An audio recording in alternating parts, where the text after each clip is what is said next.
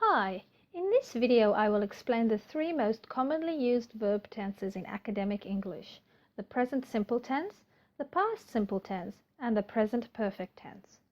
Before I explain these three tenses in detail, however, it is necessary to discuss the basics of tenses in English grammar. Tenses are used to convey the passage of time. In other words, we use tenses to indicate the difference between something that happened previously, something that is currently happening, and something that will happen in the future. For example, consider the verb walk. The present tense indicates that someone is currently walking. When someone was walking previously but is not walking anymore, you can use the past tense version of walk, adding the ed suffix to the word. Walk therefore becomes walked. If you want to indicate that some form of walking will occur in the future, you can use the future tense, adding the word will, leading to will walk. Another example of this is the verb study, which becomes studied in the past tense and will study in the future tense. Okay, now that we have looked at the basics of tenses, let us consider tenses in academic English. In academic English, you will most frequently encounter the present simple tense, the past simple tense, and the present perfect tense. It has been estimated that approximately 80% of all tense use in academic writing can be attributed to these three tenses. The present simple tense is the basic tense of most academic writing. This tense can be used to make general statements, conclusions, or interpretations about previous research or data. Specifically, the present tense focuses on what is currently known to be true. For example, you can say, "The data suggest that," or "Smith 2000 shows that." You can also use the present simple tense to present the flow of ideas in an academic piece of writing.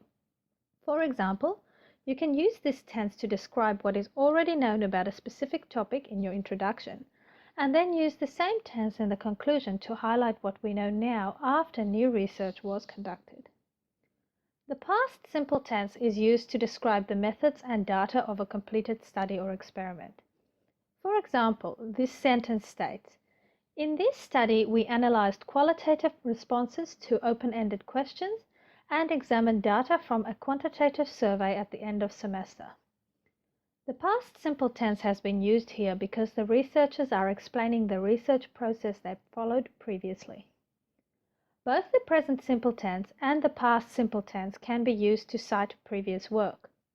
When you are citing other people's work, therefore, it is up to you to decide which tense you prefer. For example, this sentence uses the present simple tense throughout. Experiential learning involves 4 stages. Reference from Kolb 1984. However, you could also have said Kolb 1984 found that experiential learning involved 4 stages. This second sentence is in the past simple tense. Both tenses are correct in academic settings. You should also check with your lecturer or tutor, as they may have a specific preference about the tense they would like you to use in your assignments. The present perfect tense is used to form a connection between the past and the present. For example, this tense can be used to make a connection between previous research and the current study.